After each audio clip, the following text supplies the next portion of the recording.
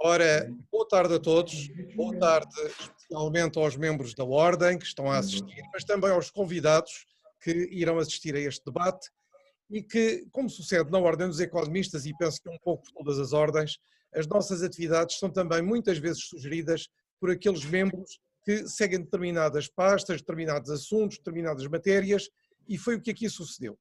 Nós, com o António Pinho Cardão, tivemos a sugestão de começarmos a abordar estes temas de fundo que neste momento preocupam, digamos, o que pode ser a retoma e que tipo de retoma, e portanto aceitámos, e muito bem, ter aqui hoje três, eu diria, personalidades, cada uma distinguida ao longo das suas carreiras e do seu passado e presente de trabalho enquanto, primeiro, cidadãos pensantes, mas mais importante que isso também, professores e especialistas em determinadas áreas, ter aqui três especialistas, dizia eu, e ao fim e ao cabo três pessoas que podem falar com propriedade de uma questão de fundo que tem a ver com a nossa retoma e depois, dentro da retoma, de projetos, de planos estratégicos e, nomeadamente, de um projeto que começa agora a apaixonar um pouco e a dividir aqueles que percebem destas matérias e que tem a ver com o hidrogénio, ou o hidrogénio verde.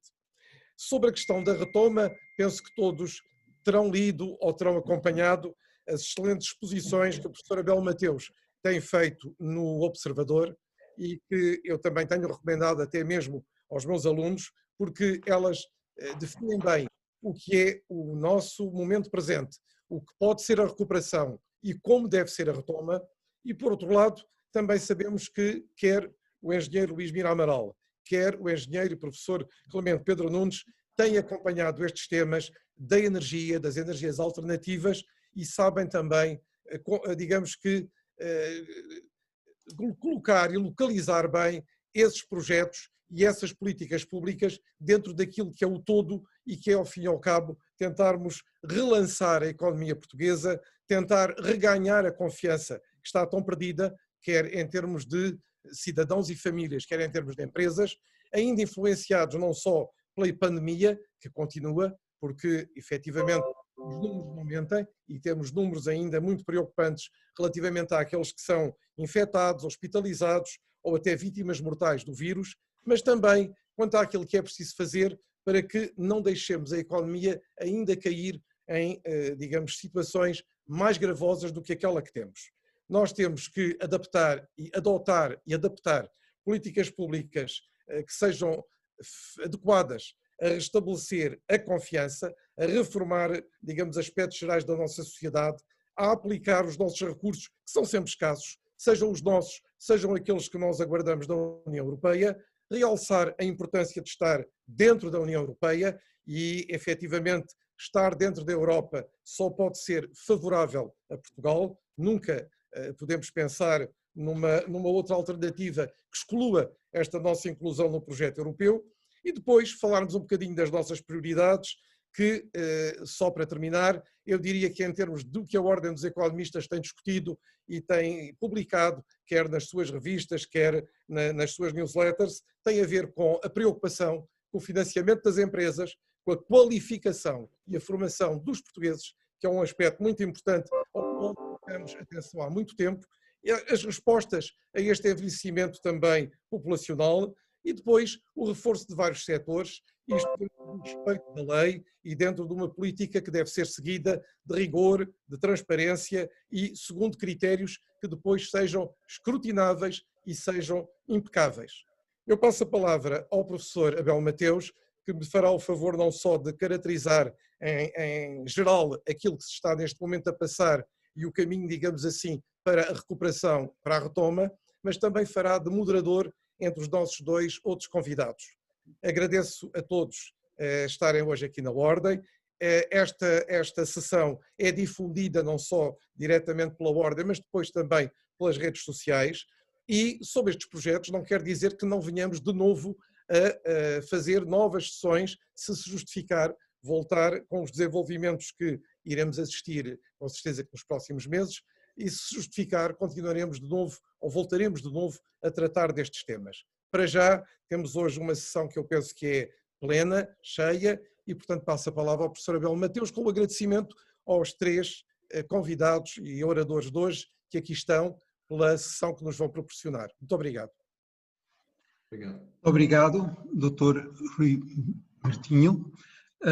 Em primeiro lugar, quero agradecer à Ordem dos Economistas nos ter proporcionado esta oportunidade de discutir com os colegas os problemas da economia que a economia portuguesa atravessa neste momento e as políticas de recuperação económica que são essenciais para reabrir a economia portuguesa e voltar a colocar a economia portuguesa numa trajetória de crescimento económico e que esperamos que seja mais acelerada para poder recuperar o enorme choque que a economia portuguesa está a registar.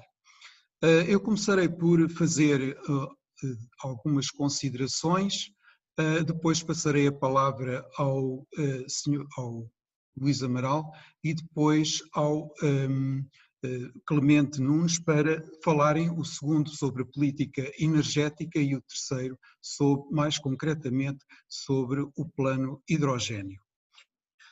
Eu tenho um conjunto de slides que gostaria de partilhar convosco. Se o host permitir, acho que é necessário haver essa permissão.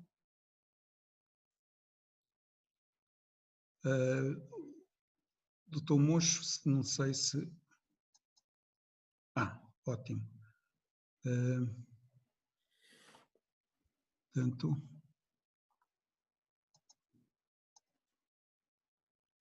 Ok. Já aqui está. Já está perceptível? Está? Conseguem visualizar? Está, agora está. Estou a ver, está? Estou a ver, é o primeiro, é o slide de abertura. Sim, sim. Ok. Portanto, começaria por vos apresentar aqui o que se está a passar do ponto de vista macroeconómico em Portugal. Que estamos perante a maior recessão de que há memória e Portugal é o 4º país com maior queda do PIB. As últimas estimativas da Comissão Europeia e do Banco de Portugal apontam para uma quebra da ordem dos 10% do PIB para este ano e com uma retoma relativamente lenta. Este gráfico o que mostra é o PIB per capita a euros 2015 e que mostra que, portanto, em 2019 estávamos com 18.900 euros por pessoa e que em 2020 cai para o nível de 2016.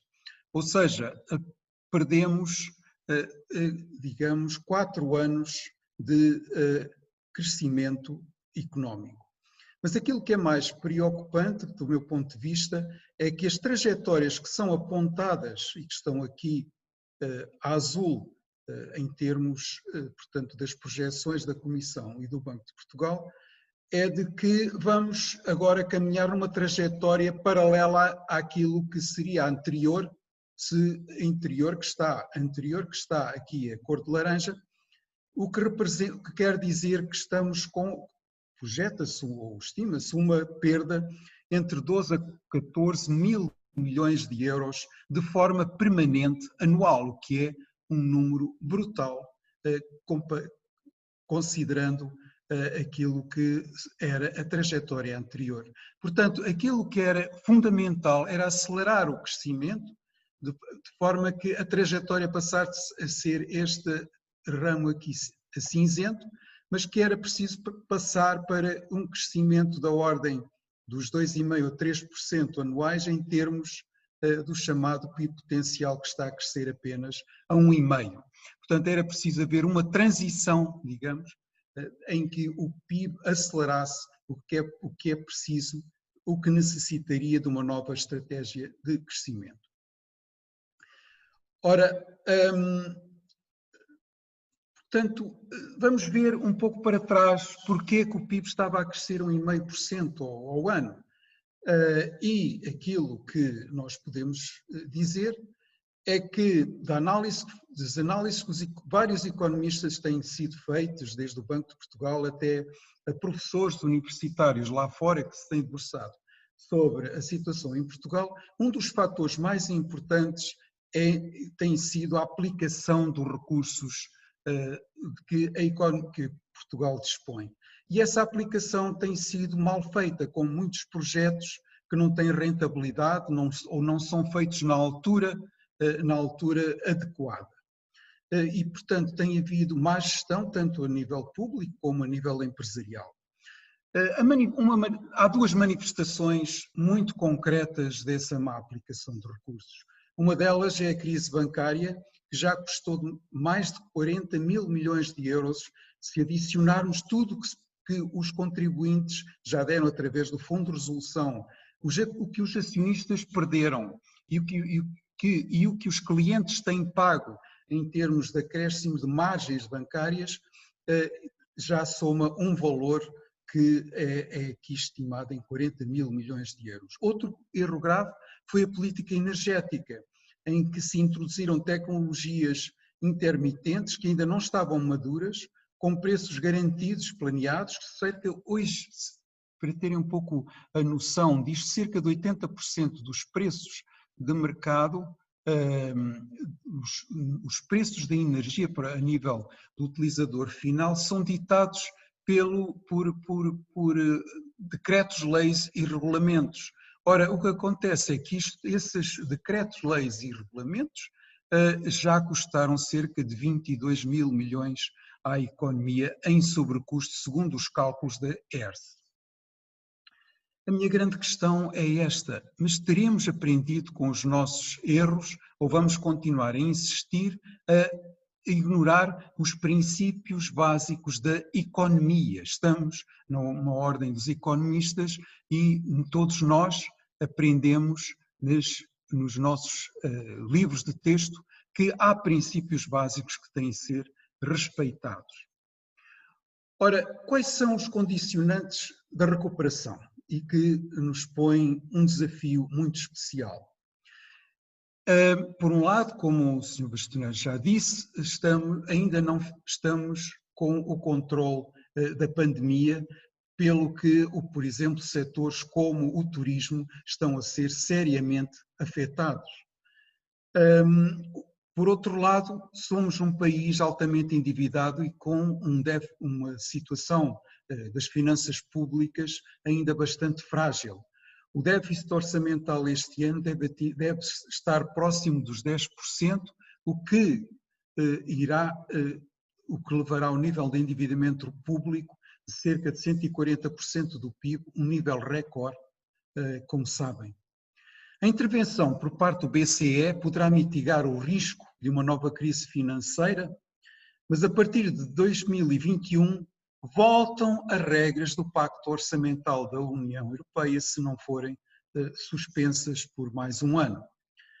Mas mesmo que sejam por mais um ano, esta situação não poderá continuar e, portanto, teremos que voltar a uma trajetória em que a dívida tem uma tendência decrescente, o que vai implicar, e reparem, de um déficit desta ordem de grandeza para um excedente primário de 3% do PIB, é um salto enorme e que vai implicar muita austeridade. E agora temos a ilusão de que os fundos estruturais vão ser a panaceia disto tudo. Eu gostava de pôr um pouco a água na fervura sobre essas questões, sobre os fundos. O quadro financeiro que está plurianual 2021-2027, que está a ser negociado, vai proporcionar em média 2 mil milhões de euros por ano em termos líquidos. Mas se nós olharmos para a aplicação destes quadros no passado, eles não têm sido bem aproveitados, até porque já recebemos quase 60% ou 70% o equivalente do PIB desde 95 e o nosso PIB potencial continua a crescer a 1,5%. Haverá muitos outros fatores, com certeza, mas poderíamos ter aqui um fator de crescimento e não adicionar a outros fatores de má afetação de recursos. O que acontece é que se nós formos escrutinar o que é que se gasta nestes fundos, uma grande parte deles hoje em dia já vai para financiamento de despesas correntes do Estado ou de outros organismos, como por exemplo para a formação e treino de mão de obra, que é absolutamente essencial, mas isso não vai acelerar o crescimento da economia portuguesa se não for uma formação eficiente e que de facto faça melhorar a produtividade dos trabalhadores.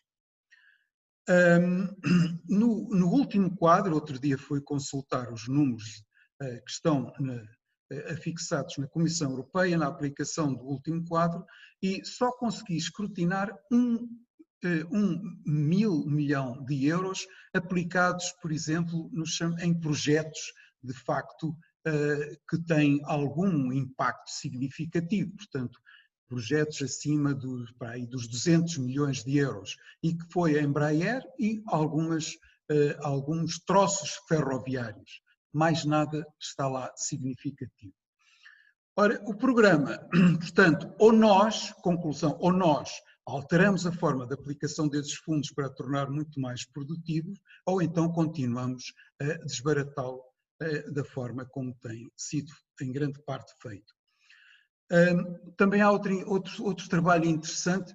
Outro dia ouvi num webinar, exatamente, o Banco Europeu de Investimentos fez um estudo da aplicação da rentabilidade da distribuição dos fundos pelas empresas e a rentabilidade desses fundos a nível das empresas portuguesas é cerca de metade daquela que se consegue em países da Europa de Leste. Isto dá para pensar também. Ora, agora aparece o programa da nova geração, União Europeia, que vai proporcionar atenção cerca de uns 11 mil milhões de euros de transferências em termos líquidos, porque Portugal vai ter também que pagar depois como contribuinte os empréstimos que a Comissão vai obter para financiar este programa. Ora, de uma forma ideal, portanto, seria que estes fundos fossem aplicados na redução dos custos enormes que a pandemia nos causou.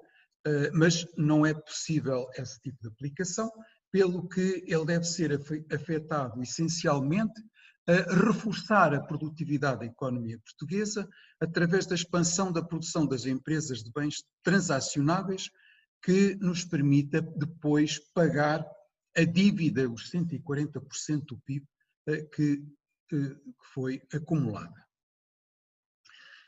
Ora, aquilo que constatamos com os programas que têm vindo a público, o programa de recuperação que já foi agora apresentado antes do orçamento suplementar, ou aquilo que um atual consultor do governo elaborou, que está agora em discussão dentro do governo, o que aparece é uma espécie de árvore de Natal com muitas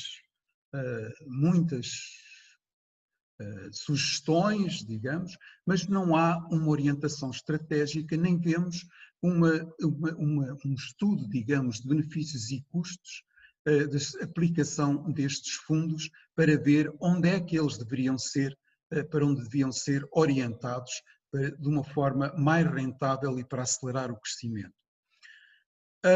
É uma ilusão pensar que o envelope financeiro que aí vem vai agora financiar tudo. Vai financiar tudo o que não se fez e o que se deveria ter feito. Ou por diversas razões, vai financiar o TGV, o novo aeroporto, as ligações ferroviárias à Europa, etc., 5 novos hospitais, etc., mais o projeto de hidrogênio, que vai custar nos próximos 10 anos cerca de 7 mil milhões de euros e que se projeta que nos próximos 30 anos custe cerca de 40 mil milhões.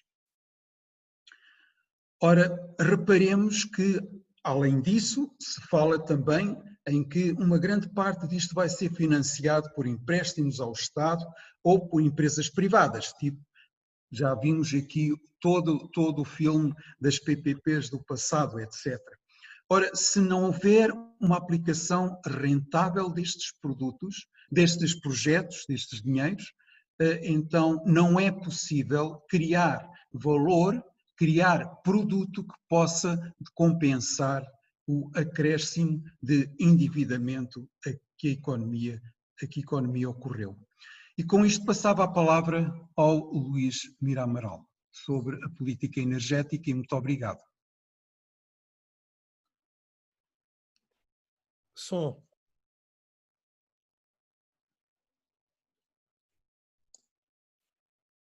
Não se está a ouvir. Estão-me a ouvir agora? Sim, sim. Agora sim. Sim, agora estamos. É que eu tinha desligado por disciplina, sempre que não estou a falar, desligo. Ok. Voltei a ligar. Primeiro, boa tarde a todos. Começo por agradecer ao Dr. Rui Leão Martinho a disponibilidade da Ordem dos Economistas para ter esta sessão. Eu, na minha vertente economista, também sou membro associado da Ordem dos Economistas, e, portanto, agradeço muito, como bastonário, a disponibilidade para esta sessão. Eu pedi ao professor Abel Mateus, posso continuar com os slides dele, ou passo sim, senhor. Sim, senhor. Posso, então vou tentar passar os meus, vou agora fazer o share screen. O professor Abel Mateus desligou. Não, eu volto a ligar, já está. Está bem. Já está. Então, e, portanto, eu vou falar sobre a política energética e também no contexto de alguns toios sobre a economia do hidrogênio. Ok. E, portanto, Está a ver? Estou a ver agora. Portanto, eu depois digo para avançar com o slide. Estou a ver o primeiro, depois eu digo para avançar para o seguinte. Ok. Há um princípio simples que os nossos dirigentes parece que esquecerem, é que a política energética só contribui para o crescimento e para a competitividade se houver redução dos custos de produção. Isso acontece nos casos de melhoria da eficiência energética, em que, devo dizer, a indústria portuguesa tem sido bastante ativa e proativa nessa matéria. O professor Clemente Pedro Nunes tem-se debruçado muito sobre esse tema, da eficiência energética da indústria portuguesa, ou se estivermos a substituir fontes de energia mais caras por outras, obviamente, mais baratas, com custos de produção mais baixos. A introdução de fontes de energia mais caras, como tem acontecido em Portugal, que vêm a substituir as mais baratas, pode reduzir as emissões de carbono, como tem acontecido, mas representa, obviamente, um sacrifício para o nosso rendimento e para a nossa competitividade, afetando as exportações e o emprego. No fundo, nós, quando somos muito mais vulneráveis a esta matéria que os outros países, estamos até a dar um subsídio nosso aos países mais poluidores. Há uma imagem de um livro recentemente publicado da Economia do Bem Comum por engenheiro e economista Jean Tirole, que foi Prémio Nobel da Economia, que chama a isto, de facto,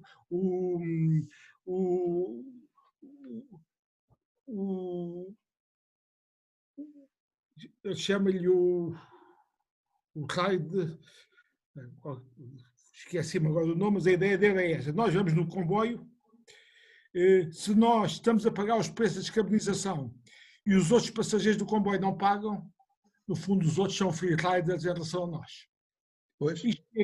Isto tem acontecido no caso português, em relação a economias do nosso nível de desenvolvimento até mais desenvolvidas do que nós. E, portanto, quando nós avançamos, estamos mais à frente deles, nós somos prejudicados na nossa competitividade, eles vão no comboio da descarbonização, não pagam o bilhete, são free riders e nós pagamos o bilhete. Isto é a imagem excelente que o professor Jean Tirole, Prémio Nobel da Economia, deu no seu livro recente Economia do Bem Comum. Para os colegas da Ordem dos Economistas que ainda não leram, recomendo vivamente este livro, que trata muito bem estes temas atuais. Agora acontece, de facto, ninguém explicou isto aos cidadãos, o que nós estamos a fazer. É evidente que nós respeitamos, percebemos a necessidade de reduzir os gases com efeito de estufa para a redução do aquecimento global e para a gestão das alterações climáticas. Não é isso que está em causa. Porém, isto trata-se daquilo que chamamos a economia um bem coletivo a nível planetário. Pelo que o esforço tem que ser distribuído de forma racional e equitativa, senão temos o problema do free rider. A União Europeia, que emite 8% do CO2 a nível mundial, já está a fazer um esforço bem superior aos Estados Unidos, à China e ao Japão. É evidente, se estes três países não fizerem esse esforço de redução, como está estipulado no Acordo de Paris, a União Europeia sozinha, emitindo 8%, não resolve o problema mundial, porque isto trata-se de facto de um bem coletivo. Acontece que a política energética europeia e também a portuguesa deixou de considerar os aspectos económicos, que são obviamente minimizar os custos pelos utilizadores, sejam famílias ou empresas, e é dominada apenas por objetivos que Portugal definiu perante a União Europeia. No fundo, a política, quer a política industrial, quer a política energética, na Europa, têm sido apenas subprodutos de uma política climática. É isto que se tem passado na prática. Não faz sentido Portugal pretender ser o campeão europeu ou mundial das energias intermitentes, pois tendo os menores rastros de emissão de gases de efeito de estufa da União Europeia. O sistema elétrico português só emitia 1,5 toneladas de CO2 equivalente per capita, contra, por exemplo, 3,2% da Alemanha ou 4,1% da Polónia, dados de 2018. Aqui chama a atenção que a Polónia, obviamente a Polónia não é um bom exemplo, porque a Polónia ainda tem a sua produção de energia elétrica muito assente no carvão. Se, aliás, um dos problemas europeus é a Polónia, grande país, com uma grande produção assente no carvão. A Polónia, sabem como é que resolver isto? Que resolve passar para a energia nuclear. Só que fez esforços com a Agência Internacional de Energia, com a Agência de Energia Atómica, só que os alemães e o Bruxelas não gostam da energia nuclear, portanto a Polónia ficou aqui a meio do caminho, não chegou a avançar para a energia nuclear, mas o que é facto é que também não se libertou da produção por carvão. E, portanto, devo dizer, se na Polónia os colegas virem automóveis elétricos, eu diria que na Polónia os automóveis elétricos são automóveis a carvão. Aliás, como em Hong Kong, a Tesla, o senhor Elon Musk teve arte de vender muitos Teslas para Hong Kong, mas o sistema eletroprodutor de Hong Kong é a base a carvão, portanto, anda tudo satisfeito, encantado, mas aquilo são automóveis a carvão. O outro slide, por favor. E, portanto, este gráfico de queijo dá efetivamente a contribuição de Portugal para o CO2 mundial. São 0,15%. Nós emitimos 0,15% do CO2 mundial num bloco da União Europeia que neste momento andará por 8% do CO2 mundial. Isto mostra a dimensão das coisas e o grau relativo dos nossos esforços no meio disto tudo. Pode passar para o outro slide. E, portanto, nós já temos, como estes gráficos mostram, uma grande porcentagem de renováveis na rede portuguesa. Contando com a eólica e o solar, nós somos já dos com maior componente em termos europeus, somos ultrapassados pela Dinamarca, pela Croácia ou pela Áustria, e aqui chamamos a atenção que Portugal, mesmo antes da eólica e da fotovoltaica, que é uma coisa que é costume esquecer, nós já tínhamos energia renovável em Portugal. A hidroeletricidade é uma energia renovável. Foi lançada pelo meu saudoso professor de energia no TEC, o professor Ferreira Dias, que foi o grande ministro da Economia, foi ele que eletrificou o país através da hidroeletricidade e depois aproveitou isto para industrializar o país. E, portanto, nós já tínhamos um grande componente renovável com a hidroeletricidade e, portanto, já não precisávamos dos esforços renováveis que outros deviam fazer, que não tinham a nossa componente renovável de hidroeletricidade. Mas esquecemos completamente. Já tínhamos hidroeletricidade e parece que só vamos ter renováveis através do solar e da eólica e, portanto, esta grande componente que nós temos, de facto, em termos de renováveis no contexto europeu. Próximo slide. Pode passar ao próximo. Professor Bel Mateus, pode passar ao próximo. Já está. Ao próximo. Exatamente. Preço de eletricidade. Vemos aqui também que nós, em termos de preço de eletricidade na Europa, não temos a situação famosa. Temos um país, a Alemanha, que tem aparentemente preços de eletricidade superiores aos nossos, mas chamamos a atenção que a Alemanha não gerou déficit tarifário e, portanto, não tem dívida tarifária. Portanto, a Alemanha, todos os anos, repercutiu nos preços da energia elétrica os custos de produção. Nós, desde o tempo do ex-ministro Manuel Pinho, fizemos simpaticamente criar o déficit tarifário. Nós repercutimos totalmente no preço ao final ao consumidor os custos da produção de energia elétrica, portanto, gerámos um déficit tarifário, que acumulado deu uma dívida tarifária que chegou a 5 mil milhões de euros e que neste momento andará pelos 3 mil milhões de euros. E, portanto, esta comparação na base de preços nominais entre Portugal e a Alemanha, como aliás também com a Dinamarca, está um bocadinho enviesada, porque nós não estamos aqui a pôr a dívida tarifária, que vai já a amortizações e, portanto, o preço é um bocadinho maior do que aqui está. Outro aspecto que gostava de chamar a atenção, porque estou a falar para economistas, é que os economistas inventaram o conceito de paridade do poder de compra. Portanto, nós, as famílias portuguesas, em termos de paridade de poder de compra, temos a energia elétrica mais cara da União Europeia. Temos paridade de poder de compra, não em termos nominais, mas em termos de paridade de poder de compra. E, como sabem, através de paridade de poder de compra é que nós vemos o welfare que a eletricidade gera para as famílias, ou, se quiserem, também a produção que a fatura da energia elétrica dá no rendimento das famílias. Depois, como compreendem, para comparar preço para a indústria, se a indústria está no mercado mundial dos bens transacionáveis, aí já temos que comparar em valores nominais. Mas, obviamente, para as famílias faria todo sentido comparar em termos de paridade de poder de compra e aí, de facto, nós temos o preço mais elevado da Europa. Pode passar para outra, se faz favor. Bom, e agora a grande questão que nós tivemos em Portugal, que este gráfico mostra de forma evidente. Nós investimos demasiado cedo na eólica e do solar, quando as tecnologias não estavam maduras, e o mais elementar bom senso, eu diria aqui que nem é preciso saber de engenharia nem de economia. Basta bom senso. Um país que importa estes equipamentos que não os produz, o mais elementar bom senso diria que nós devíamos esperar que estas tecnologias estivessem maduras, aquilo que se chama em termos elétricos a grid parity, a paridade com os preços do mercado da rede, para investir maciçamente nelas. Não fizemos isto, também criámos aí na altura um milagre português, como agora quisemos repetir a dose na pandemia, e investimos precipitadamente muito cedo nesta matéria. Dou-vos apenas um número sobre esta matéria. No solar, o ex-ministro Manuel Pinho gabava-se que nós tínhamos a central solar fotovoltaica maior do mundo. Nós estamos a pagar essa energia da central solar do tempo de Manuel Pinho a 400 euros por megawatt-hora. Os painéis solares eram caríssimos, painéis fotovoltaicos, portanto, o elementar bom senso é que a gente deixasse que os chineses massificassem a produção de painéis fotovoltaicos como fizeram, os preços iam cair dramaticamente e neste momento o leilão solar em Portugal deu preços entre os 15 e os 25 euros por megawatt-hora. E portanto estão a ver de 400 para aqui um range entre 15 e 25 euros por megawatt-hora. Tínhamos que esperar que alguém, uma grande potência, massificasse a produção, fizesse cair dramaticamente os preços, os custos dessa produção e depois aproveitávamos. Portanto, hoje é que a gente devia estar a aproveitar o solar.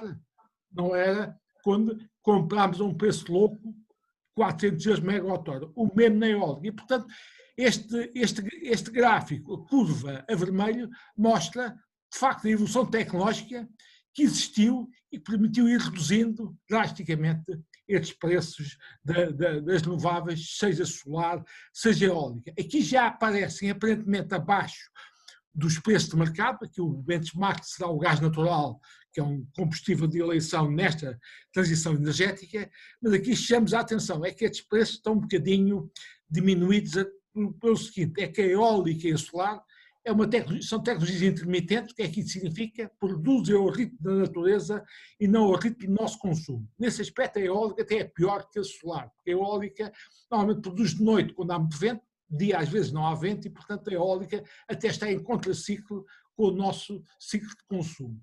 Já na fotovoltaica é mais vantajosa porque ela, de facto, produz de dia nas horas de maior valia económica do diagrama de cargas. E, portanto, há aqui em Portugal um mix ideal entre eólicas e fotovoltaicas que devia ser aproveitado. A questão é que nós investimos loucamente no futuro, de forma disparatada, mas, como eu dizia, estas tecnologias são intermitentes e, portanto, têm que ter backups. Backups de quê? Quando não houver sol ou não houver vento, tem que haver centrais de reserva que possam entrar imediatamente na rede a produzir energia se as eólicas e as fotovoltaicas não produzirem. E o que é que acontece com as eólicas de noite? Se estão a produzir e não há consumo, essa energia tem que ser acumulada.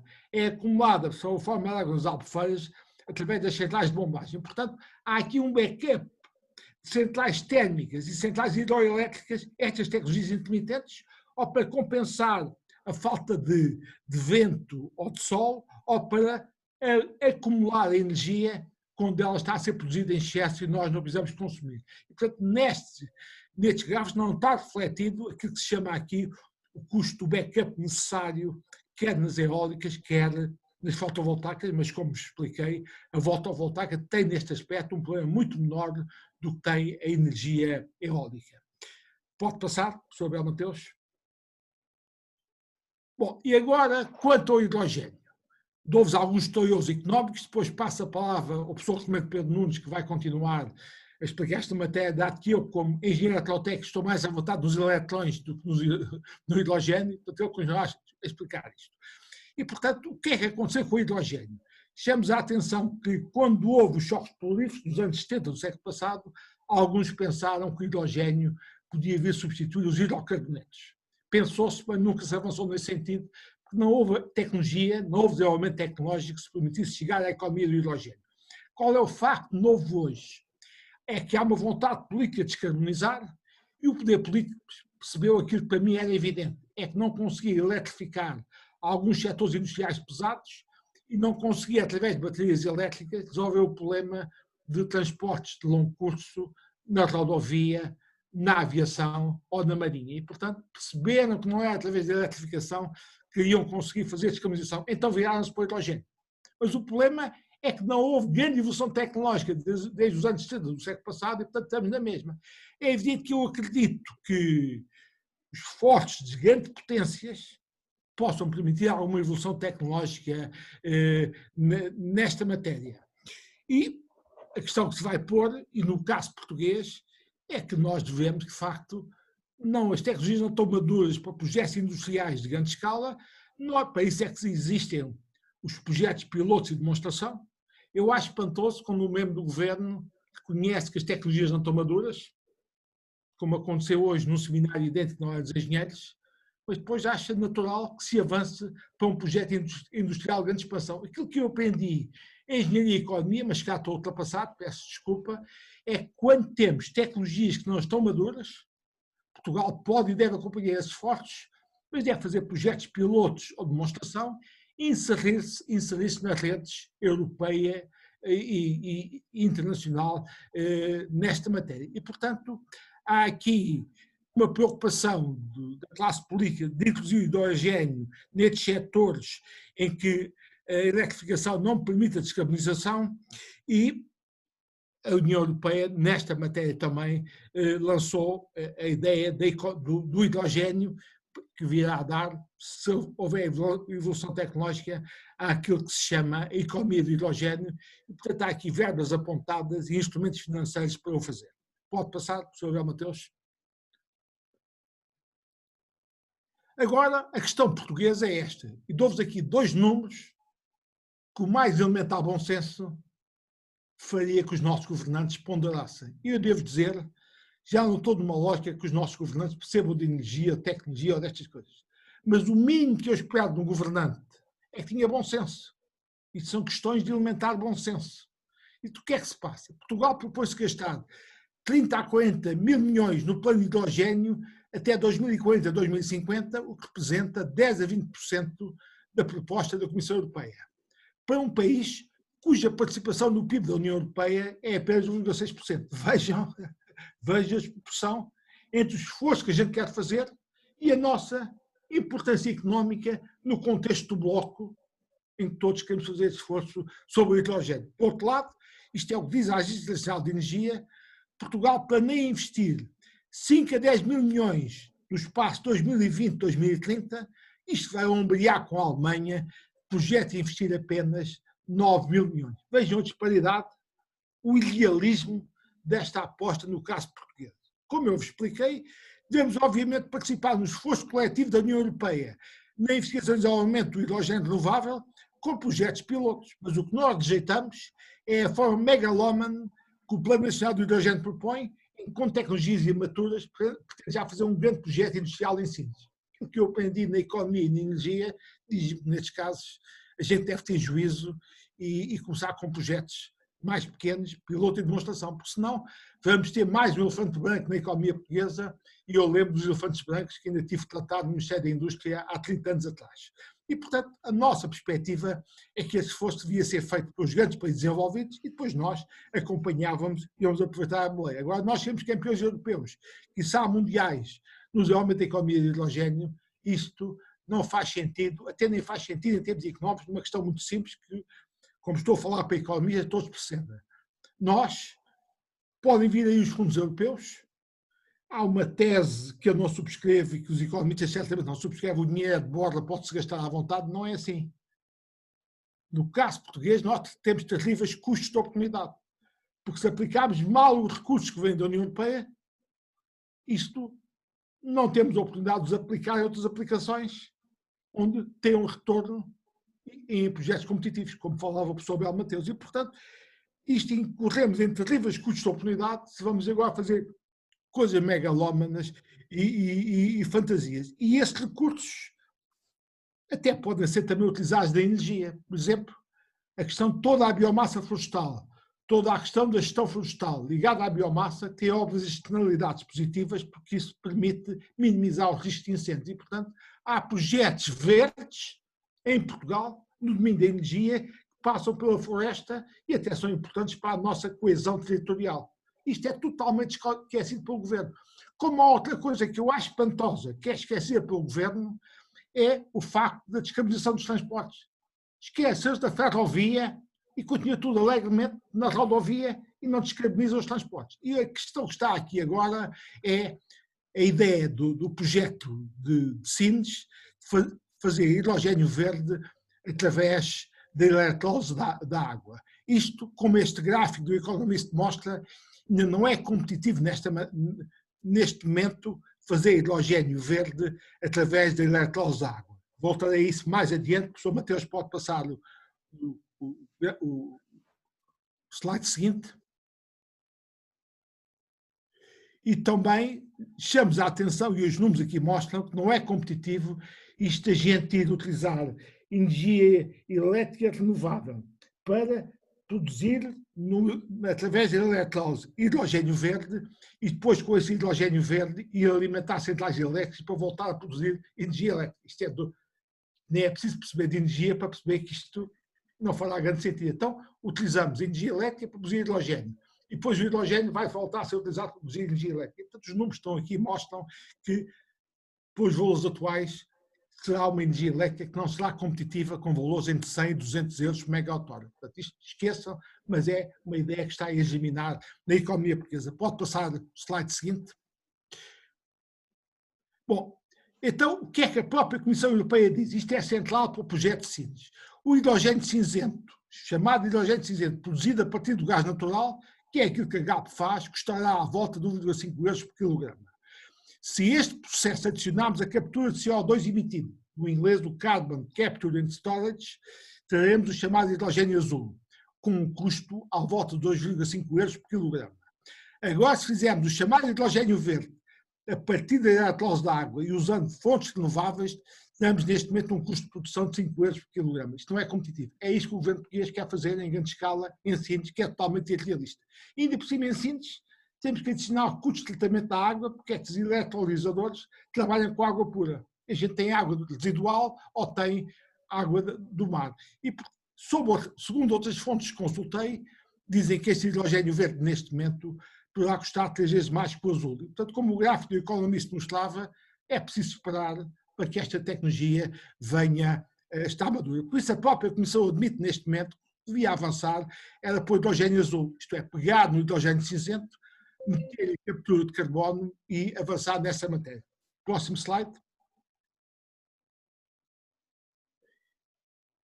E, portanto, já tivemos a experiência do passado com a introdução de tecnologias intermitentes, prematuras, sem maturidade tecnológica, custaram imenso à economia portuguesa e, portanto, este projeto do hidrogênio, tal como está configurado, com uma grande escala de produção industrial, vai exatamente no mesmo sentido. Portanto, nós não estamos contra o hidrogênio, recomendamos é ponderação e bom senso, conhecemos a nossa escala e a nossa dimensão, e eu passaria a palavra ao professor Clemente Pedro Nunes. Ok, Sr. Professor, então, Clemente, não poderia dar-nos mais algumas noções da parte química? Obrigado, muito boas tardes. Procurarei da parte tecnológica complementar, em primeiro lugar, ao Sr. Bastonário da Ordem dos Economistas, muitíssimo obrigado pelo convite. Vejo que sou o único que não tem formação em economia. Devo dizer, em minha defesa, que, para além no técnico, fui um dos fundadores do curso de Engenharia e Gestão Industrial, com o meu querido colega e amigo, professor Diamantino Durão, já lá vão quase 30 anos, e, portanto, espero não vos desiludir com alguns dos temas que poderei tratar aqui. A primeira questão que eu gostaria de trazer aqui em termos tecnológicos é que esta questão da energia elétrica intermitente foi uma questão que eu abordei e o meu grupo do técnico abordou logo a primeira vez em 2005. Devo dizer que até eu ainda hoje estive a analisar isso, enviámos um relatório ao diretor, ou então diretor-geral da Energia e de ser ministro, o José Manuel Pinho, e já nessa altura, estávamos em 2006, salvo erro, o relatório foi enviado em 2006, e chamávamos a atenção que as possibilidades de se ultrapassarem as intermitências eram muito complicadas, para não dizer um pouco delirantes. A estratégia que seguiu na altura, e estamos numa casa de economistas, é preciso ter a noção que, infelizmente, o que seguiu na altura foi arranjar um sistema jurídico pelo qual os promotores têm receitas e lucros garantidos, que é o regime das FIT, das Feed-in Tariffs, que não só garante um preço fixo e garantido ao longo de 20 anos, por isso é como disse o Luís Meira Amaral, nós estamos ainda a pagar os 400 euros por megawatt-hora das 400 megawatts que temos desde 2010, 2011 e vamos pagá-los até 2030, sendo que os mais baratos, esses nem sequer estão no mercado. Mas mais grave que isso é que o regime das Feed-in Tariffs garante, expulsa do mercado quem não tem uma Feed-in Tariff. Portanto, a Feed-in Tariff é uma espécie do Eldorado, é o carta branca para se ficar sem concorrência. Portanto, se algum economista quiser definir como é que se arranja uma estrutura pela qual se elimina a concorrência, arranja uma Feed-in Tariff. A desculpa que foi feita na altura, como agora, é porque isso era a favor do ambiente e que o problema ia ser resolvido rapidamente. Portanto, porque se ia prever o vento, porque se ia arranjar baterias milagrosas, porque se iriam resolver os problemas de uma forma rápida e por isso se anunciou ao mundo, no governo do engenheiro Sócrates, que nós íamos liderar a nova paradigma energético. O que se passou daí foi que, de facto, com essas Feed-in Tariffs ao valor, como o engenheiro Luís Meira Amaral disse, nomeadamente cerca de 102 euros por megawatt-hora na parte das eólicas e cerca de 400 na parte das fotovoltaicas, chegados a 2010, o sistema começou a arrebentar pelas costuras, o que levou a que a proposta feita pela ERSE de aumento dos preços não fosse aceito politicamente, porque foi considerado politicamente insustentável, e, portanto, o ministro Manuel Pinho foi contra a lei, entre aspas, com o apoio do primeiro-ministro Sócrates, e resolveu criar a tal dívida tarifária, ou seja, os produtores têm direito a receber o dinheiro que estava previsto, os consumidores não pagam logo e hão de pagar ao longo dos anos por um sistema diferido. Quando isso criou a dívida tarifária, que quando chegou a Troika estava nos 2.000 milhões de euros, e depois de muitas pressões internacionais, de 2 secretários de Estado que tentaram resolver o problema, o engenheiro Henrique Gomes do governo do PSD e o Dr. Jorge Seguro Sanches do governo do PS, mas ambos foram, digamos assim, tiveram que interromper, ou foi-lhes interrompido o seu mandato, mas chegados aqui, nós temos uma dívida tarifária que continua em 3.000 milhões de euros. E a razão dessa dívida tarifária tem tudo a ver com aquilo que chegou agora ao projeto do hidrogénio, que eu chamaria o chamado cúmulo da fuga para a frente. O problema de armazenamento da energia elétrica é muito complexo. Como se disse, uma das hipóteses é as barragens. O que estava na cabeça de muita gente são as baterias. Falou-se em baterias lítio, superbaterias. Não nos podemos esquecer que, curiosamente, há 10 meses, estávamos em agosto de 2019, o secretário de Estado da Energia, João Galamba, tinha um projeto fetiche que não era o hidrogênio, que era exatamente o lítio. E o lítio como ferramenta para resolver a armazenagem de eletricidade pelas baterias, pelas tais novas baterias. Curiosamente, se lermos a estratégia que esteve em consulta pública até o dia 6 de julho, sobre lítio, sobre baterias, fala-se zero. Portanto, numa análise estratégica de inovações tecnológicas para resolver o problema que conduziu à catástrofe do sistema elétrico português, que é a intermitência, nós não fazemos o mínimo de análise estratégica das questões tecnológicas em curso. E o secretário de Estado de Galamba salta do maior projeto do mundo em lítio para o esquecimento desse lítio, para ir liderar agora o mundo no hidrogênio. Portanto, é notável. E não se faz um único estudo, nem uma única análise comparativa. Já agora, e sem querer, digamos, ir para muitas questões técnicas, mas diria 3 ou 4 coisas que são particularmente relevantes. Quando se põe no mesmo projeto, ou na mesma, eu diria, saco, porque aquilo que foi apresentado em público na Estratégia Nacional de Hidrogênio é um saco de conceitos, mas se põe a utilização de hidrogênio verde, juntamente com a utilização de metano, ou seja, gás natural. Na prática, em Portugal, é basicamente o composto químico que lá está, na quase totalidade, é metano. E se faz essa mistura, que é útil para fins de queima, ou poderá ser útil, sendo certo que os espanhóis aí também têm que ter uma posição decisiva, porque, como sabem, o biogás é gerido conjuntamente com os espanhóis e depois tem que haver a rede europeia. Mas depois se junta também o hidrogênio para ser utilizado para veículos de transporte, nomeadamente através das células de combustíveis, em inglês os fuel cells, aí estamos a falar de outro hidrogênio completamente diferente. O hidrogênio das fuel cells tem 99,999% de pureza, para poder fazer a tal eletrólise inversa, ou seja, libertar eletrões. Sendo que a armazenagem do hidrogênio em mistura e do hidrogênio puro tem que ser totalmente separado. Para os ilustres, enfim, economistas que me estão a ouvir ou ver, o hidrogênio é a mais leve das moléculas. Para se conseguir fazer o hidrogênio é preciso ter recursos tecnológicos brutais, pressões da ordem dos 350 bares ou mais, juntamente com temperaturas inferiores a menos 120, 150, depende de graus centígrados. Portanto, estamos a falar de sistemas que não só são caríssimos, como energeticamente, em termos de emissões de CO2, são um desastre. Porque estamos a falar de eficiências globais que, atualmente, e na melhor das hipóteses, chegarão aos 20%, 25%. Portanto, é isto que está na proposta. É isto que é, mesmo em termos estratégicos, ainda uma hipótese estratégica. E não estou a falar de resoluções de questões tecnológicas ao nível, em alguns casos, de ciência, porque também não nos esqueçamos, eu acompanhei isso a certa altura em termos académicos, há 20 anos houve uma sugestão de alguns cientistas que não eram da área que se poderia armazenar o hidrogênio sob a forma de hidretos com concentrações energéticas extremamente elevadas. Isso nunca saiu do papel, nem sequer chegou ao laboratório.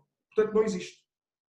E, portanto, o que existe hoje é o transporte de hidrogênio sob as formas que já se conheciam no século XIX, para ir ao encontro da expressão do Dr. Galamba do outro dia, são as mesmas, são as regras, a de Newton é do século XVII, mas também pode ser reformulada, e, portanto, tem que ser à pressão e à temperatura.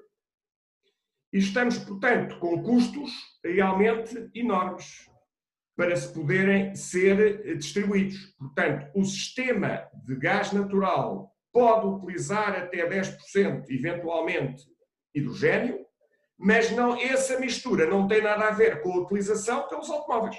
Tem que ser separado. Quando se diz na estratégia, curiosamente, o mais grave que está na estratégia para os economistas e para quem está à frente das empresas e das associações empresariais, é que o princípio é o mesmo de 2005 e 2007. A tecnologia não existe, mas sabe-se quem paga. E sabe-se quem beneficia. Quem paga são os consumidores, quem beneficia são os promotores.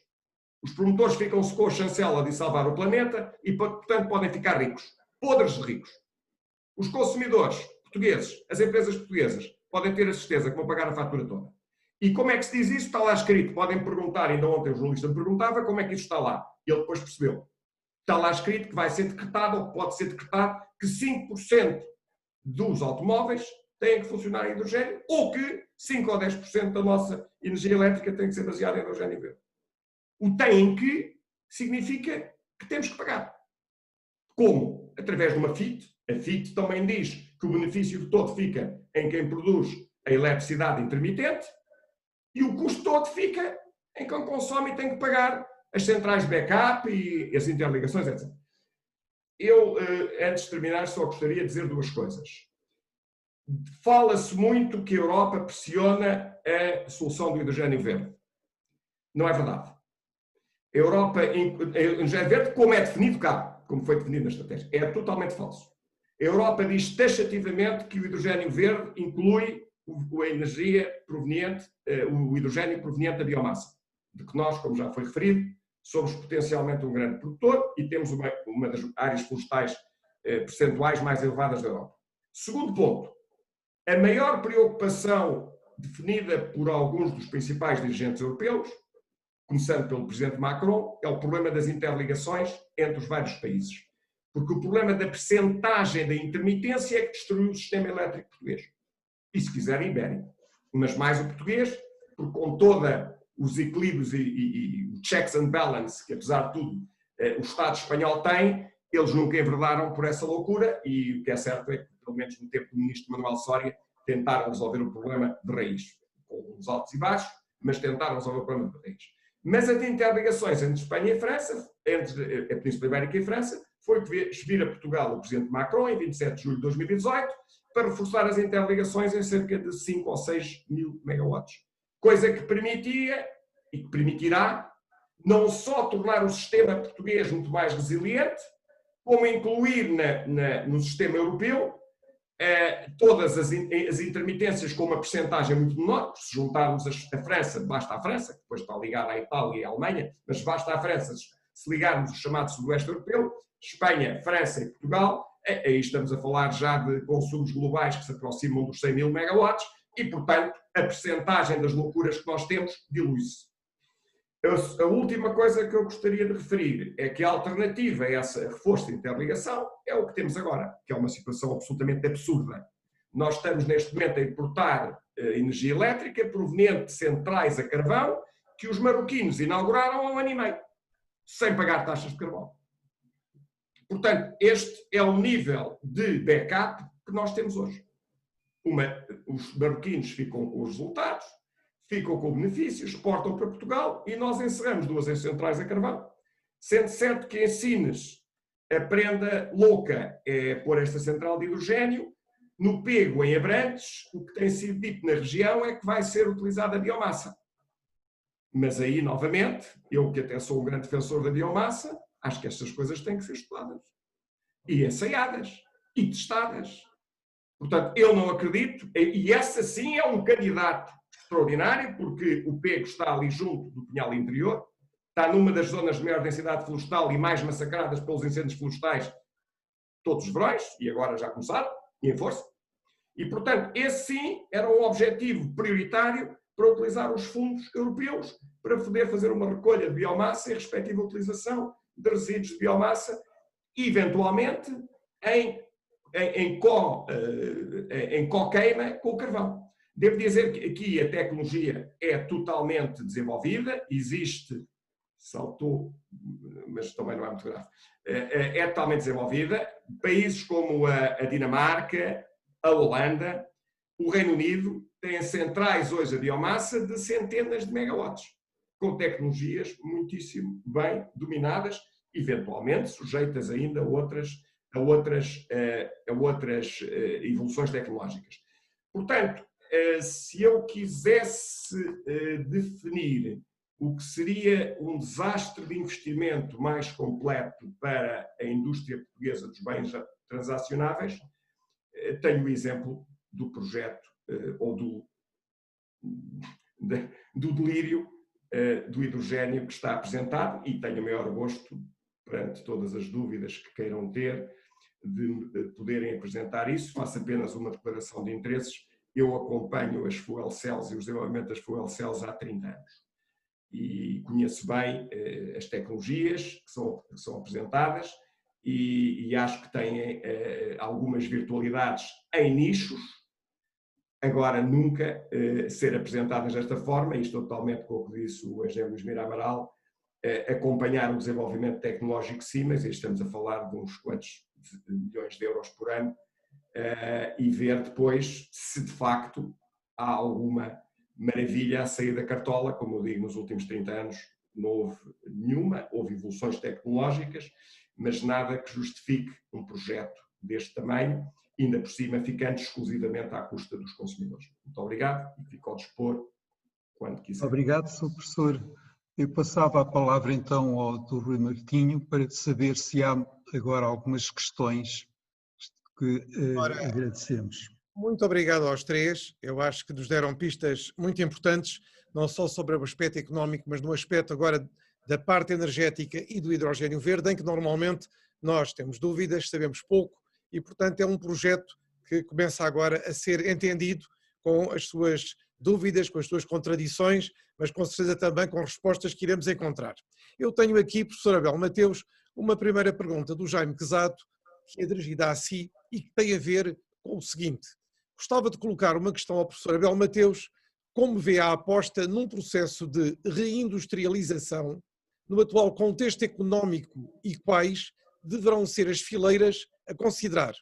E acrescenta, levando em atenção as conclusões do relatório Porter de há 25 anos atrás. Estão ainda atuais? Portanto, isto também tem muito a ver com o outro convidado, o engenheiro Mira Amaral, que foi o homem que trouxe nessa altura a Portugal o Porter e que fez o relatório Porter na ocasião. Professor Abel Mateus, portanto, esta é para si e é uma das perguntas dirigidas pelo nosso espectador, digamos assim, e Jaime Quesato. Depois tenho outra de Pedro Tomás para todos os palestrantes. Depois do anunciado encerramento da central a carvão de Sines, seria razoável um investimento em biomassa em vez do projeto de hidrogênio em Sines? Muito obrigado. Muito obrigado pela questão. Aqui eu responderia em duas fases. A primeira é que eu já trabalhei em muitos países, sobretudo quando era economista no Banco Mundial, em que discuti com ministros e com governos estratégias de desenvolvimento. E parece-me que se eu fosse, digamos, um ministro responsável pela estratégia de desenvolvimento deste país, aquilo que é fundamental é criar as condições para o desenvolvimento das empresas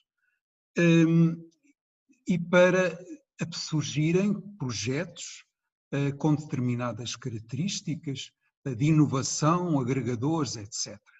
E, portanto, as políticas públicas fundamentais para isso, que estão indicadas também, algumas delas no manifesto, têm a ver, por exemplo, com a formação de mão de obra qualificada, têm a ver com a melhoria da qualificação das nossas universidades, têm a ver com a criação de centros de excelência em termos de investigação e desenvolvimento, etc.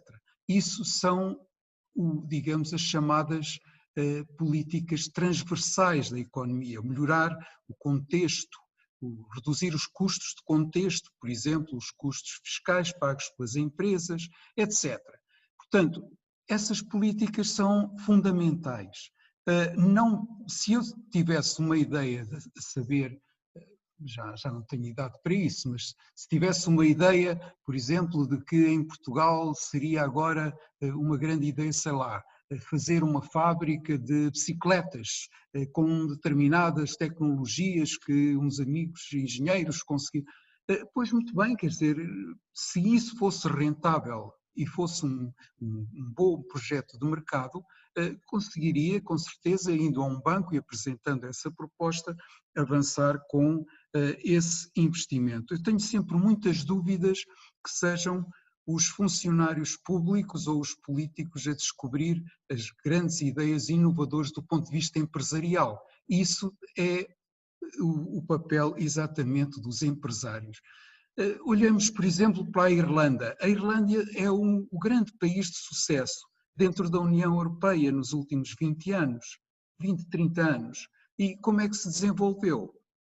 Essencialmente criando, por exemplo, uma mão de obra qualificada profissional, abundante, investiram muito a nível intermédio, a nível de engenharias, a nível superior, etc. E o segundo papel fundamental foi criarem condições para a atração do investimento direto estrangeiro. Sabem que a taxa, por exemplo, que se paga sobre os impostos na Irlanda é ainda 12%. Portanto, isto são as políticas que cabem ao governo fazer. Quando me falou da metodologia do Porta, quais eram, se ainda se aplicava a Portugal, o Porter desenvolveu uma metodologia que se aplica em qualquer situação, em qualquer época. Portanto, não vamos dizer que é o plano Porter dos anos 80 ou 90 que se aplica hoje a Portugal. Quando ele define os clusters, é uma coisa que evolui com a tecnologia e com as condições concorrenciais da economia. O que é preciso é voltar a fazer essa análise metodológica para ver mas o engenheiro Mira Amaral é que sabe muito destas matérias por sua experiência própria. Luís, o microfone, Luís. Luís, microfone. Já está. Já. Eu tinha desligado por disciplina tecnológica, habituei-me nestas, quer no Zoom, quer no Teams, quando não estou a falar, desligo. Porque não sei se têm consciência, há situações em que muita gente com o microfone ligado cria confusão. E, portanto, eu habituei-me a desligar.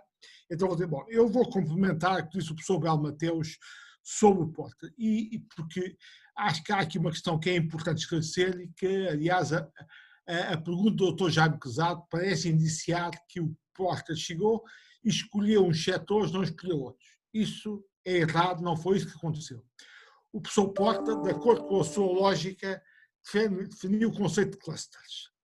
E este conceito de clusters é mais rico que o conceito de setores industriais.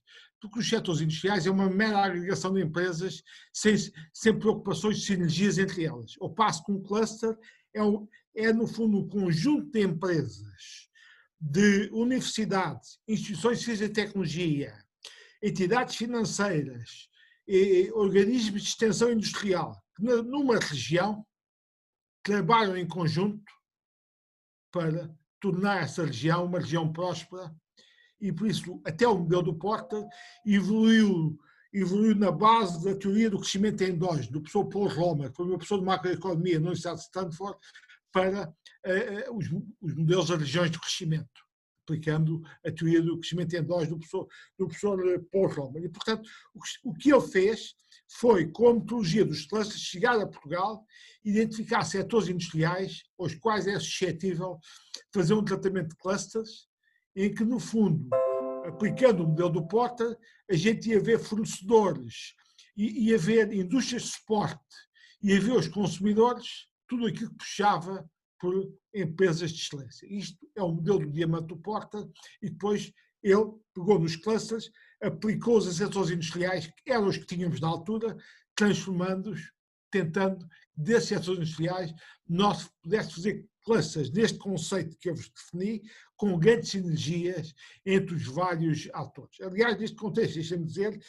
que eu, quando falo sobre, nas universidades, nas business schools, sobre economia do conhecimento, investigação, desenvolvimento tecnológico e inovação empresarial, eu dou sempre um exemplo. Se nós tivermos numa região uma universidade ou um instituto politécnico, tem uns professores, produzem uns excelentes papers, publicam isso nas revistas científicas internacionais, mas não se ligam às empresas da região, eu não discuto que essa universidade ou esse centro de saber seja um excelente centro do sistema científico e tecnológico, mas não contribui para o sistema de inovação da região. E, portanto, aquilo que contribui para o sistema de inovação da região é essa universidade, esse politécnico, esse centro de saber, ligar-se às empresas da região. E, portanto, isto é para dizer o papel que as universidades, politécnicos e centros de saber podem ter para ajudar a constituir um cluster dinâmico do modelo da região. E, portanto, o professor Porter veio a Portugal, aplicou àqueles setores que tínhamos na altura e daí estudou, recomendou vários clusters. Felizmente o país evoluiu e hoje eu posso falar noutros clusters que não havia na altura do professor Michael Porter. Posso falar no cluster da mobilidade, posso falar no cluster dos materiais, posso falar nos clusters da saúde, são tudo clusters que o país evoluiu e pode também aplicar este conceito de cluster. Portanto, o que eu defino e recomendo em termos de política industrial de engenharia de Portugal, e fiz isso no trabalho da CIP sobre reindustrialização para o século XXI, e isso está também no nosso manifesto, tal esta ideia, é a gente aplicar o conceito de clusters à indústria portuguesa. No fundo, a clusterização da indústria portuguesa. Mas isto não é escolher uns setores em relação aos outros, é naquilo que existe encarteirar e transformar numa lógica de cluster para que possa haver sinergias entre os vários atores que estão no terreno. E, portanto, em perfeita consonância com o que o professor Abel Mateus diz, eu não sou capaz de escolher uns setores em detrimento de todos. O que a gente tem que ter, e Porta também tinha, é um conjunto de políticas públicas horizontais que são facilitadoras da competitividade e do ambiente de negócio. E, portanto, o professor Porta, no seu modelo, além dos clusters, tinha também estas políticas públicas horizontais que no conceito dele iam polir o diamante, o diamond. Portanto, a intervenção pública para polir os vértices do diamante. E, portanto, o que aqui está em causa, nunca esquecem de uma pequena economia aberta como a portuguesa, não podemos ser demasiado voluntaristas e querer escolher os vencedores, pick-up do Winners, não subscrevo isso, portanto, não é escolher uns setores contra os outros, é ter estas políticas públicas que, na linha que o professor Mateus disse, possam ser inteligentes para apoiar a competitividade e as empresas em Portugal, e depois, olhando para a realidade, e com a realidade que tínhamos e a realidade que temos hoje, podemos definir clusters para aplicar e para lhes dar um conceito sinergético que os setores industriais todo não têm. Portanto, o setor industrial, repito, é uma agregação de empresas para efeitos estatísticos. O conceito de cluster dá uma sinergia, um dinamismo nas regiões do conhecimento que a lógica meramente estatística dos setores industriais não dá. E, portanto, nesse aspecto, o relatório de Porter é válido, porque nós defendemos no manifesto a clusterização, não só dos setores tradicionais, em que tivemos grandes êxitos, como no calçado, depois o vestuário e confecções emulou o calçado, a metalomecânica do Covid era um caso de sucesso, a madeira e o imobiliário, mas temos estes novos clusters que eu referi, que há que não esquecer e, portanto, também apoiá-los, mas isto não é escolher uns setores contra os outros, ou a gente ter a realidade de dizer onde é que se deve investir numa pequena economia aberta. Quando muito, eu acho que o Gabinete de Estudos e Perspectiva pode fazer, na lógica que faz o Dr. Félix Ribeiro, dar ideias, perspectivas para o futuro. Mas isso não é uma escolha voluntarista. Obrigado. Agora a pergunta seguinte, um bocadinho rápida, porque eu tenho aqui mais uma série de perguntas, a ver se respondíamos àqueles que nos têm acompanhado. Desculpa, podia dar só uma rápida indicação só? Então é assim, a primeira pergunta que tinha ficado para os três era do Pedro Tomás e falava do anunciado encerramento da central a carvão de Sines, se seria razoável um investimento em biomassa em vez do projeto de hidrogénio. Era dirigida aos três, mas não quer dizer que não possa ser respondida por algum de vós. Depois, já agora junto a outra pergunta do nosso, do Tiago Aires Mateus, a quem também saúdo, que pergunta, estimam que o mercado de CO2 possa ser utilizado, isto é, manipulação do preço das licenças ou novas taxas sobre o carbono para justificar os investimentos do hidrogénio? Quais seriam as consequências económicas dessa política? Portanto, deixo estas duas, se quiserem responder, porque tenho mais depois. Se quiser, eu posso começar. Vamos. Não sei se o professor Abel Mateus, portanto, relativamente à questão da central de Sines a biomassa, eu numa pré-visão, visto que não há nenhum estudo organizado, a central que está mais bem posicionada por questões logísticas para ser reconvertida parcialmente para biomassa é o Pega em Abrantes, porque está mesmo ao lado, abaixo, logo da linha do Tejo, está em cima do Vale do Tejo e está imediatamente na zona que vai de Tomar até à Raia Espanhola, portanto, junto aos conceitos onde existe mais matéria-prima linhosa e biomassa que pode ser utilizada para o efeito. Sei que isso tem sido anunciado. A atual Ministra da Agricultura foi a anterior Presidente da Câmara de Abrantes e está muito preocupada porque as atividades económicas de Abrantes estão preocupadíssimas com o próximo encerramento dessa unidade e, portanto, aí faz mais sentido. Em Sines faria sentido se fossem pellets importados. Já agora, também em relação ao mercado do CO2, eu acho que os números são de tal maneira desastrosos para o hidrogênio que não há manipulação do mercado de CO2 que lá chegue. Eu sei que já houve, a nível de discussões, eu chamaria estratosféricas, quem defendesse que a Europa devia decretar taxas de CO2 da ordem dos 100 ou 120 euros por tonelada de CO2. O problema é que isso depois vem a seguir com as chamadas taxas de carbono à entrada, ou seja, as carbon duties, que é uma coisa quase impossível de fazer, não sei como passa na Organização Mundial de Comércio, porque é o mesmo que dizer que uma camisa, por exemplo, do Banco de Bangladesh tem umas componentes de carbono que se estimam em não sei quantos dólares. Ou que todos os produtos que vêm da Arábia Saudita, como sabem, não pagam taxa de carbono, tinham essa situação. Portanto, a fronteira da taxa de carbono para defender a indústria europeia, eu julgo que é uma loucura que só irá destruir a concorrência da Europa face aos outros países. Eu não sei se a imagem que se está a ter agora na geopolítica, de que a China do seu Xi Jinping quer de facto tomar conta do mundo antes de 2049, quando faz os 100 anos, primeiro século da fundação da República Popular da China, fará com que a geoestratégia europeia seja mudada. Sei que alguns dos grandes pensadores americanos já estão nessa, mas evidentemente a América não é de toda a Europa. Agora, fazer taxas de carbono, como a Europa já tem, e depois importar a seguir a eletricidade de Marrocos, que em termos técnicos só dizia isso, o CO2 para o planeta, tanto faz ser emitido em Portugal, como na China, como na Nova Zelândia. E, portanto, porque não é uma questão ambiental local. As questões ambientais são o NOx, por exemplo, que afeta o ambiente local.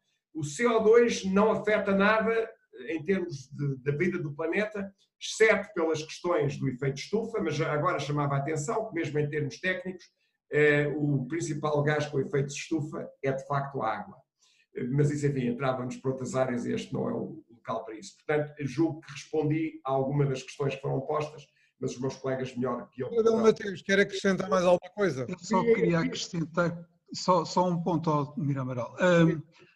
Pelo que eu conheço de outros países, as centrais de biomassa devem ser de pequena dimensão e descentralizadas para reduzir os custos de transporte e colocadas exatamente nas zonas que têm maior produção florestal. O Mira Amaral, tem mais alguma coisa? Eu peço desculpa, professor Abel Mateus, tem toda a razão em termos de centrais de resíduos linhosos diretos. Exato. Tem centrais de pellets, que é um aglomerado de resíduos de madeira tratados, que têm uma densidade energética maior, e existem, salvo erro, 10 centrais de pellets, só no Reino Unido são 2, com mais de 400 megawatts. E os Estados Unidos também já têm algumas. Em termos de madeira, de resíduo de madeira direto cortado, portanto biomassa não tratada, tem toda a razão, tem que ser descentralizado e aí ao chamado... Pois devia ser o complemento dessas... E por isso é que o pego em Abrantes poderá estar em condições de produzir num pré-estúdio, nessas coisas sou muito cuidadoso para não fazer a figura que fazem certos secretários de Estado, eu diria que para produzir qualquer coisa como 10 a 20% do atual potência total instalada, que salvo erro andará pelos 700 megawatts, 600 ou 700 megawatts. Portanto, aí estávamos a falar em 120, talvez 150, talvez 200. Mas tem que ser estudado.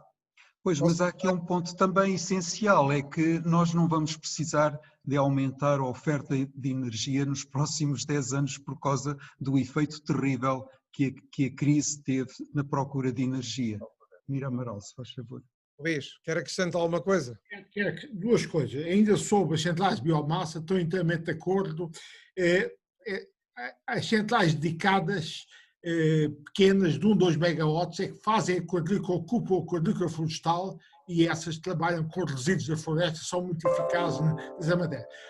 Depois há as grandes centrais de cogeração, que é outra lógica, e há esta perspectiva agora de se poder pegar numa grande central a carvão e parcialmente convertê-la à biomassa. É uma lógica diferente das tais pequenas centrais dedicadas, que aliás o governo europeu primeiro começou com isso, foi o governo italiano de Berlusconi. Ocupar a quadrícula florestal com pequenas centrais dedicadas de 1 a 2 megawatts até para reduzir a pegada ecológica do transporte dos resíduos florestais. E quanto ao mercado do CO2, Bom, ouvi dizer hoje que parece que há de fazer amigos do tipo da Coreia do Sul nesta matéria, mas amigos ou não amigos do tipo da Coreia do Sul, na lógica que eu vos expliquei, do hidrogênio cinzento, hidrogênio azul, hidrogênio verde, eu devo dizer, aumentem a taxa de CO2, vão penalizar o hidrogênio cinzento, porque se um produtor fizer hidrogênio cinzento com emissão de CO2, vai pagar muito mais e, portanto, o aumento da taxa de CO2 vai fazer com que vai penalizar a produção de hidrogênio cinzento e vai tender a que os produtores comecem a fazer captura de CO2 para evitar pagar a taxa de carbono. E, portanto, esse aumento da taxa de carbono, nesta lógica das 3 hidrogénios que eu referi, hidrogênio cinzento, hidrogênio azul e hidrogênio verde, o que vai alterar, aliás, como a Comissão Europeia reconhece, a aceleração para o processo do hidrogênio azul. A lógica da imaturidade tecnológica da eletrólise, neste momento que eu expliquei, não é resolvida com uma taxa de carbono. E, portanto, aquilo que eu disse mantém-se inteiramente válido. Não sei se a Coreia do Norte pensou mesmo, mas aquilo é que nós pensamos e pensamos fazer isto, obviamente, ligados à Europa. Ora, mais algumas perguntas para os 10 minutos finais. Alfredo Ribeiro pergunta: os territórios de baixa densidade poderão ter aqui uma oportunidade de desenvolvimento criando centrais de biomassa? Talvez o nosso professor Clemente Pedro Nunes queira responder. Com todo o gosto. É de facto uma questão fundamental, não só porque evita a propagação dos fogos florestais, porque retira matéria combustível dos terrenos, dos resíduos agroflorestais, como permite fazer uma distribuição local. Aliás, há uma resolução do Conselho de Ministros que aponta nesse sentido, centrais de 2 megawatts por 2 ou 3 municípios juntos, nas zonas de maior densidade florestal, que são basicamente a linha do Tejo para cima e a 60 km da costa. Portanto, de facto, já houve um plano, aliás, o primeiro grande plano feito é do tempo do engenheiro Sócrates, só que depois ficou muito embrulhado e nunca teve os apoios políticos que tiveram as eólicas, e, portanto, é uma área importante para a coesão territorial e para o aumento das rendas, para a limpeza, para viabilizar a limpeza das florestas, viabilizar a gestão do minifúndio e conseguir dessa maneira também aumentar a produção descentralizada de eletricidade nesses territórios. Mais uma pergunta, talvez para o Luís, que é a seguinte: o nosso colega aqui na Ordem e membro, Pedro Moreira, pergunta: considerando a dimensão da nossa dívida, considerando o déficit tarifário existente, qual deveria ser a matriz energética adequada hoje e quais deveriam ser as prioridades de investimento no setor energético para garantir a matriz mais eficiente daqui a 30 anos? Continuar a garantir as hidroelétricas, energia solar, eólicas, apesar de serem intermitentes, biomassa ou energia das ondas?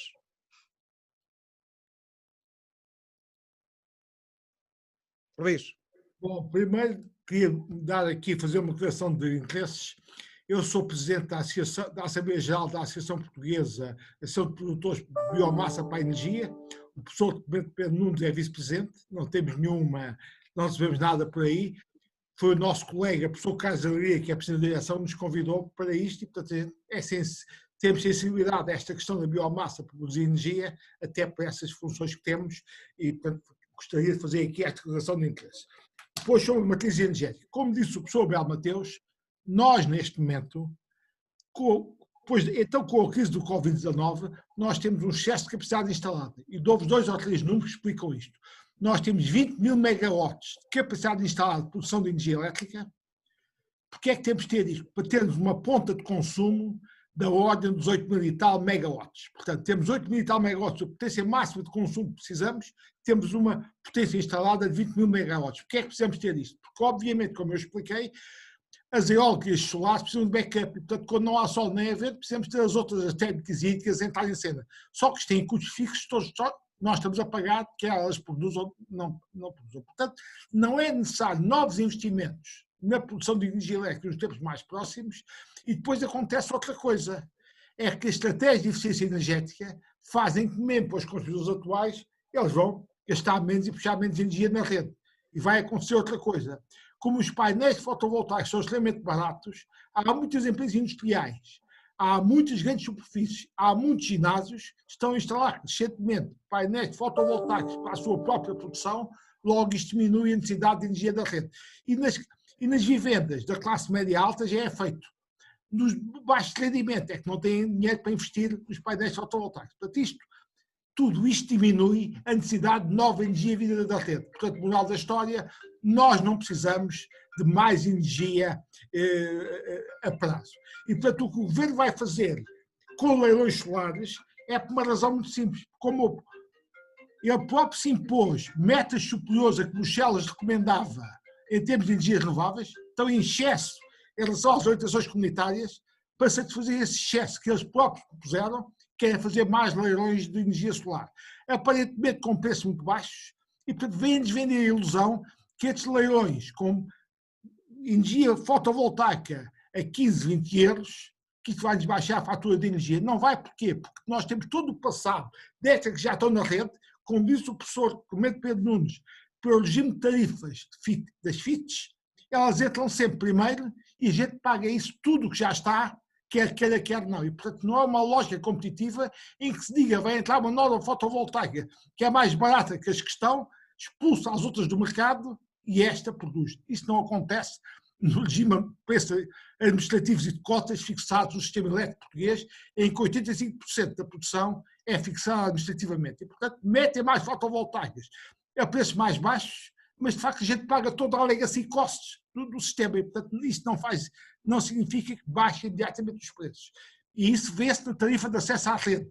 É que a gente paga na tarifa de acesso à rede todos os custos destes legacy costs das renováveis instaladas a preços loucos. E, portanto, não é preciso mais energia. Agora, eu percebo perfeitamente e admito por razões de externalidades positivas em relação das florestas que havia que incentivar centrais dedicadas, os tais 1, 2 megawatts, para, no fundo, ocuparem a quadrícula da floresta. E, portanto, esse investimento devia ser feito não tanto em termos de necessidades de energia na rede portuguesa, mas devia ser feito em termos de contribuir para a gestão da floresta portuguesa.